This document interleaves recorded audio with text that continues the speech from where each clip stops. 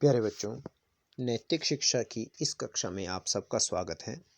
आज हम पाठ 13 आश्रम व्यवस्था के बारे में पढ़ेंगे। इससे पहले पाठ 12 में हमने वर्ण व्यवस्था के बारे में पढ़ा था। चलिए शुरू करते हैं। हमारा समाज मनुष्यों से मिलकर बना है। अंडरलाइन करते रहेंगे इनको।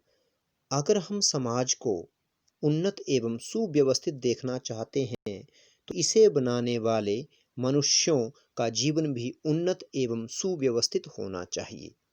अगर बोलता है हम चाहते हैं कि समाज जो है उन्नत बने, सुव्यवस्थित बने, सुखी हो, संपन्न हो, तो इसमें जो लोग रहते हैं उनको पहले उन्नत और सुव्यवस्थित, सुखी, संपन्न बनाना होगा। क्योंकि समाज क्या है? मनुष्यों के मेल से बना है समाज। मनुष्य खुश नहीं होंगे तो समाज कैसे खुश होगा? क्योंकि समाज क्या है? मनुष्यों का समूह है। ठीक है, लोगों का समूह है, वो ग्रुप ऑफ पीपल्स है। तो जब पीपल, वो लोग ही सुखी नहीं होंगे तो ग्रुप कहाँ से सुखी माना जाएगा? वो तो सोसाइटी तभी सुव्यवस्थित और उन्नत होगी जब उसमें रहने वाले लोग सुव्यवस्थित और उन्नत होंगे। तो कहता है इसी उद्देश्य से प्रेरित होकर के, इसी उद्देश्य से प्रेरणा लेकर के प्राचीन काल में ऋषि मुनियों ने मनुष्य जीवन को 4 बराबर भागों में बांटा था। इन भागों को आश्रम कहा जाता था तथा इस व्यवस्था को आश्रम व्यवस्था, यहां तक अंडरलाइन करेंगे। देखो इसमें दोनों प्रश्न आपके क्लियर हो गए कि आश्रम क्या है और आश्रम व्यवस्था क्या है। आश्रम क्या है? मनुष्य जीवन को उन्नत और सुव्यवस्थित बनाने के लिए ऋषि मुनियों द्वारा बनाई गई ऐसी व्यवस्था जिसमें व्यक्ति को उसके आयु के हिसाब से प्रत्येक 4 बराबर भागों में बांटा गया था कि इस आयु में से लेकर के इस आयु तक ये ऐसे काम करेगा, इससे लेकर इस तक ये काम करेगा। तो उसको क्या कहा गया था? आश्रम। और ये जो व्यवस्था थी, ये जो उन्होंने एक प्रक्रिया बना दी, एक व्यवस्था बना दी थी, इसी को आश्रम व्यवस्था कहा गया। अब है मनुष्य की औसत आयु 100 वर्ष मानी जाती है। मनुष्य की औसत आयु कितनी मानी जाती है? 100 वर्ष।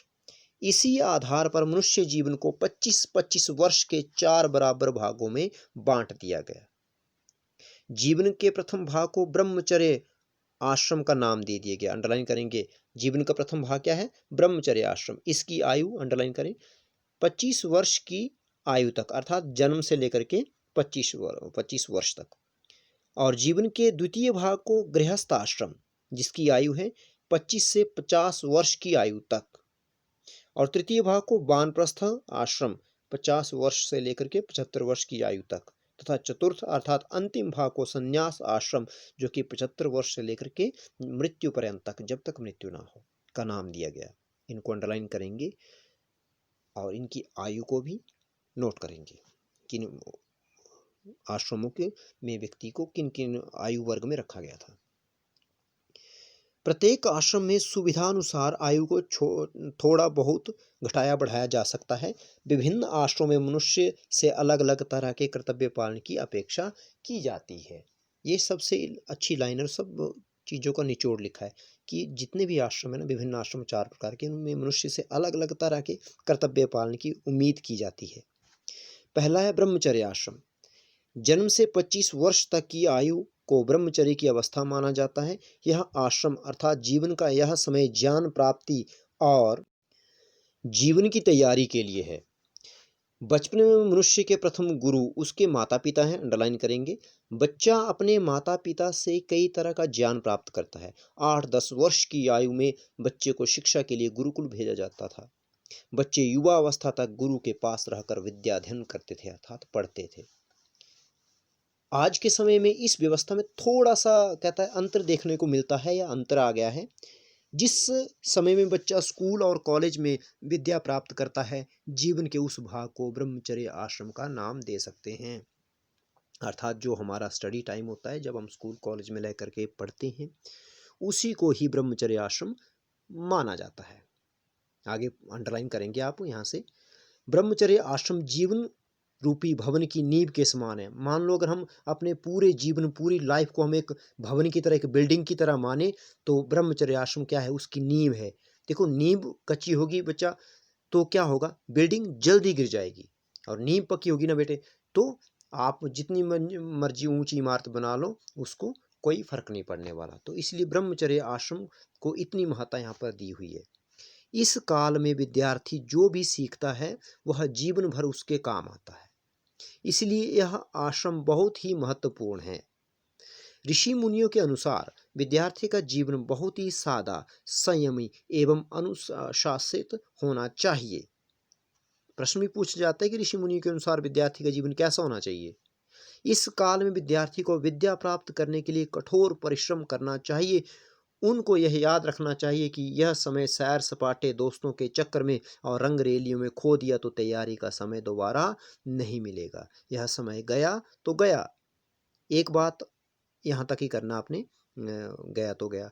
एक बात और याद रखनी चाहिए, इसमें ये कहा हुआ है, एक बात और याद रखें कि माता पिता और गुरु से बड़ा मित्र और कोई नहीं है।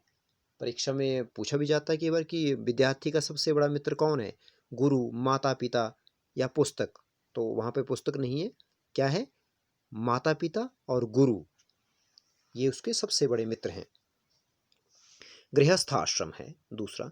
मनुष्य शिक्षा के पश्चात विवाह करके गृहस्थ आश्रम में प्रवेश करता है।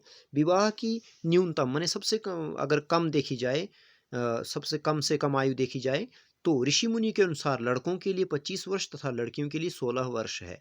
गृहस्थ आश्रम को सभी आश्रमों से ऊंचा और श्रेष्ठ माना गया है। अंडरलाइन करेंगे यहाँ से आगे, क्योंकि बाकी 3 आश्रमों के मनुष्यों के लिए भोजन, वस्त्र तथा अन्य आवश्यकताओं की व्यवस्था गृहस्थी ही करते हैं।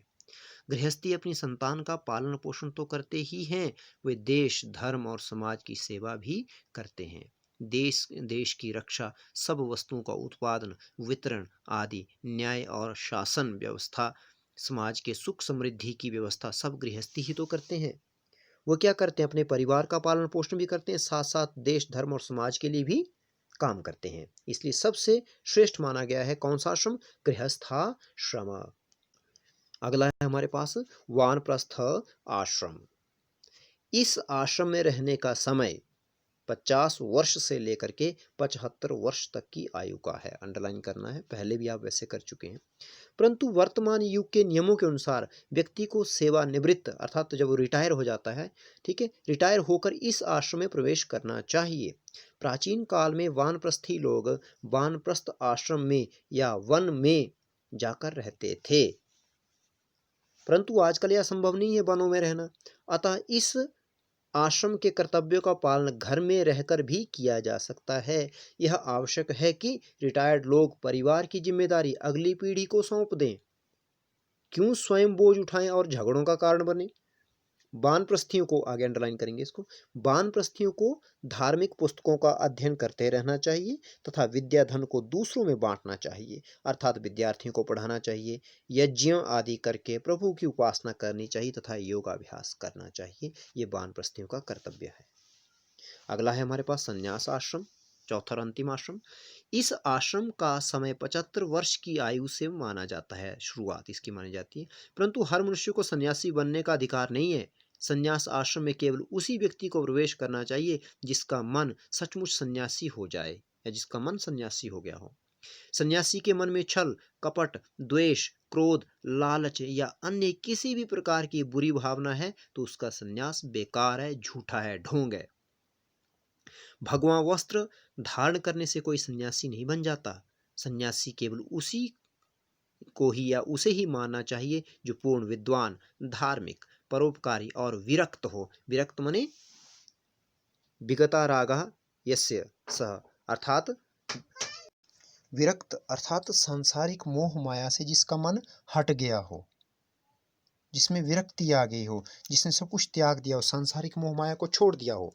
यह आश्रम बहुत ही महत्वपूर्ण है, क्योंकि अंडरलाइन करेंगे आगे, इस आश्रम की सहायता के बिना विद्या और धर्म की वृद्धि कभी नहीं हो सकती। सत्य का उपदेश करना तथा वेदादि सत्य शास्त्रों का विचार और प्रचार करना ही एक सन्यासी का परम कर्तव्य है। इसको भी अंडरलाइन करेंगे आपकी, सन्यासी का कर्तव्य क्या है। अब आगे हम इसका अभ्यास कार्य करेंगे। इति ओम शम।